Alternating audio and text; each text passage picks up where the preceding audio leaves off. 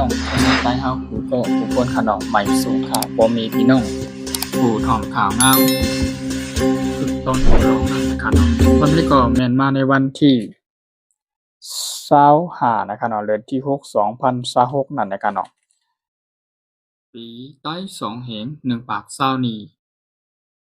เดือน8ไหม้11ค่ำแม่นอยู่ในวันพัดนะครับเนาะวันบ่ได้ก่อข่าวใช้วันช่องข่าวคุณต้นคุณร้องนั่นจังได๋มีหัวข้อข่าวเกี่ยวกับเรื่องข่าวนอกเมืองและเงาลายยามมื้อเหลียวนั่นนะครับเนาะข่าวที่ไล่เอาหัวข้อข่าวทั้งนอกเมืองนั่นนะครับเนาะข่าวที่ไล่มาเป็นภาษาความลับเป็นกำไต้เฮาหนังหือพ่อแม่พี่น้องคนเมืองใต้พอดเปิ้น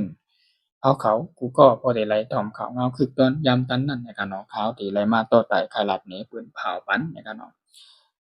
ก็หัวข้อข่าวข้อนั้นก็เกี่ยวกับเรื่องทั้งในช่วงแคบโฮมุสหรือว่าทะเลน้ำปังหลายนั่นที่อันพี่น้องกูเจ้าคือไหลใจฮือ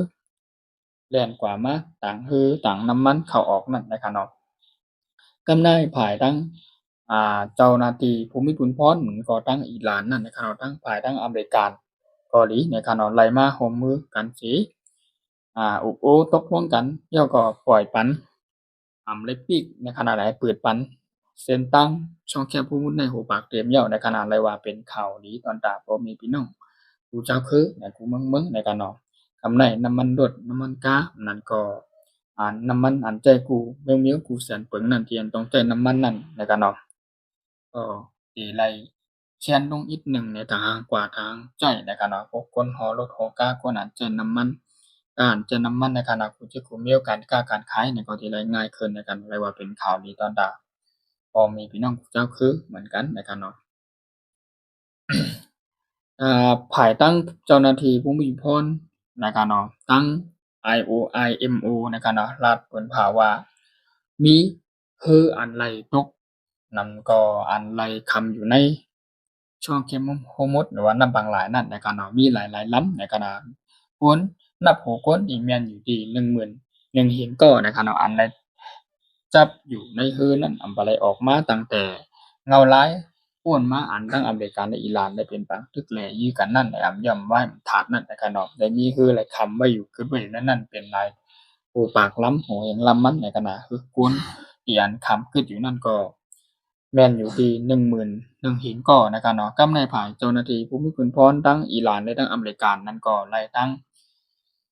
เมืองโอมานเนี่ยค่ะเนาะฝ่ายเมืองโอมานเนี่ยฝ่ายกองทัพอันใดยื่นมือเข้ามาช่วยหรือนั้นก็เพิ่นตาตี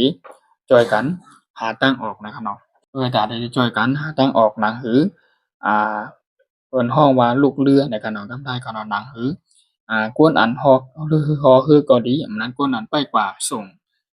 ของอันไปต่างน้ำมันจอมต่างฮือนั่นก็ดีนะครับเนาะอันใดจับอยู่อันใดออกมาเป็นโหเรือนมันเหย่านะครับเนาะกำใน ภายเจ้าหน้าที่กู้ภูมิพลพรทั้งเมืองโอมานและทั้งอิหร่านทั้งอเมริกาในการเนาะทั้งอ่าฝ่ายทั้งอาราอารานีโอในการน่ะอาราเอลโดมิงเกสในการน่ะเป็นผู้เอ่อผู้ผู้มีพูนพรอันถ้วยถึงในนำช่องแคบทะเลฮอร์มุซนั่นในการเนาะและมาเปิ่นเผาว่าภายตั้งอิหร่านและอเมริกานี่ก็ไหลจอยมาแท่งในการนั้นนะคือปกติไหลเอาเอ็นแรงกวนที่ผมมีคุณพรเจ้าหน้าที่นั้นไหลก็ช่วยเหลือคนอันใดตกอยู่ในนำช่องแคบทะเลฮอร์มุซนั้นให้ออกมานั่งคือปกติไหลรถพี่รถลานก็นั่นในการเนาะจำได้ภายเจ้าหน้าที่ผู้มีพรทั้งเองทั้งเอนแรงกองทัพคู่ทั้งอิหร่านก็ดีทั้งอเมริกันก็ดีทั้งเมืองโอมานก็ดีในการไหลมาทัดสร้างบนด้วยตั้งอันที่มีฮือเหรียญออกมานั่นในการเหมือนป่วนมาแลป่วนมาแล้วมีปางตึกกันทั้งอเมริกันและอิหร่านนั่นในขณะภายทั้งกองทัพอิหร่านไล่เอาหมากกะหางไว้นั้นก็หมากปลอมได้หางไว้ในนำช่องทัพกิโลคุมนั่นในขณะนั้นคือเจ้าหน้าที่ภูมิพลพรนั้นที่เลยส่งกว่าเจียดด้วยกดทัดด้วยว่าหมากนั่นจ่องมันติเป็นเพต่อกูเจ้าคือตอนตาคืออันที่เรียนในแม่นำนั่นแหละนั้นก็ที่เลยส่งหน่วยงานภูมิพลพรอันที่แล้วก็เก็บทุนระเบิดในขณะอันเป็นหมากอันหางไว้ในนำช่องแคบทะเลฮอร์มุซนั่นน่ะคือปกติแล้ว รอดเพศโดนหลานผู้ก่อนั่นแล้วก็มีฝ่ายเจ้าหน้าที่ภูมิพรเขาไหลอ่อนกันกาจอยกดทัดด้วยในการกำได้ฝ่ายทั้งเมืองโอมานก็ไหลมาลาดว่าเอาให้มันเทียมเรียบเสียๆเย้ายาก่อนนะคือกูล้ำๆกูเจ้าคือนั่นปกติอำไรเป็นเพศตอนตาเฮืออันที่เรียนอยู่ในน้ำทะเลช่องแคบฮอร์มุดนั่นน่ะก็ให้เก็บหรือว่าให้กูทัดให้มันเย้ายาเหว่าให้มั่นใจว่าอันเป็นหมากอันอีหลานเลยหางไว้ออนตั้งได้ค่ะเนาะว่ามันตึกใจงานตึกใจการใจงานแล้วอยู่ห้ามนั้นก็เลยเก็บออกจากเยียวยาหมดเฮาห้าในก่อนนะครับก็ได้มีแทงอ่าฝ่ายเจ้าหน้าที่ภูมิพลพรอันไปตัวถึงในช่องแคบฮอร์มุดนั้นกองทัพเห็นแรงอันทั้งอิหร่านก็ดีทั้งอเมริกันก็ดีแล้วก็ทั้งช่องทางเมืองโอมานก็ดีเนี่ยก็เลยมีข้อแนะนำแนวทางว่ามีแทงตั้งหนึ่งน่ะคือที่เลยออกกะตั้งเก่าขึ้นเต็มไรต้องออกกะแทงเส้นตั้งหนึ่งน่ะปกติมันเลยเป็นเพต่อคือกูล้ำๆนั่นแหละครับเนาะเพราะว่าออกกึ่งกลางออกมากำเดียวมันก็อาจสิมีหมากอันห่างกลางไว้อยู่นั่นอำไปหมดกดทัดอันเจ็ดด้วยอำไปหมดได้ว่าหนังไหนในการเกี่ยวกับเรื่องหัวข่าวข้อนี้ก็ตั้งเมืองอูมานก็ไหลมายิงมือจ่อยจังไหนนั้นก็เลยส่งกองทัพเห็นแท้งเหใจ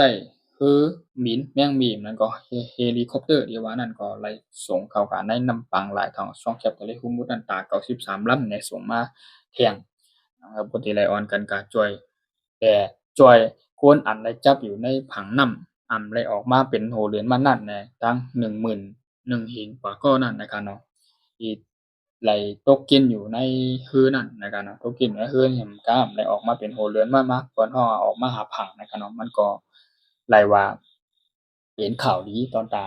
บ่มีพี่น้องกูเจ้าคือกูเมืองและอันป้ายมุงมองวันที่อ่านช่องแคบฮอร์มุดเปิดมันก็ป้ายมุงมองวันที่อ่านในทะเลน้ำปางหลายนั่นน่ะคืออีหลานได้อเมริกันได้เต็มได้เป็นปางตึกได้ยื้อกันแทงนั้นน่ะพอสิไหลอ่อนกันอ่านับหนึ่งใจเดียวกันเฮนั่นก็เปิดช่องแคบทะเลฮอร์มุดแบบเหมือนจึงว่ากว่าง่ายไปล้มไรกูได้เฮทั้งนั้นนี่ก็อันคนคือต่างเมืองกูเจ้าคืออันมาเรียนส่งต่อน้ำมันนั่นก็ให้ผู้ส่งไหลต่อไหลง่ายนั่นนี่ก็เนาะก็พร้อมโพเตรียมได้เป็นตั้งอยากพืชตอนตาที่เรียนกว่ามานั่นนี่ก็ไหลว่าเป็นข่าวดีตอนตาพี่น้องกูเมืองน่ะกูเจ้าคือนี่ก็เนาะน้ำมันลดน้ำมันกาก็เหมือนต่างคนมาก็เฮ็ดให้มันกาขึ้นนั่นก็การค้าการขายก็อยากพืชบ่ต้องว่าเศรษฐกิจโลกนะครับเนาะกำไรก็ภายในข้างหน้าก็อาจสิดีขึ้นอยู่จึกๆนะครับน้ำมันก็อาจเพียงพอกาแล้วก็ภายทั้งควรเฮ็ดการค้าการขายอันต้องใช้น้ำมันลดน้ำมันกานั่นน่ะก็เลยว่าเป็นข่าวดีตอนตากูคนนะครับเนาะเกี่ยวกับเรื่องของข่าวข้อใดน่ะก็ข่าวแต่วันช่องข่าวคือต้นกูลงนั่นได้เอามาเปลี่ยนเป็นภาษาความใต้เฮาสิเปิ้นพาวป้องเรื่องถึงพ่อแม่พี่น้องคนเมืองใต้ปะเปิ้นกูก็คนให้ผู้ใดถ่อม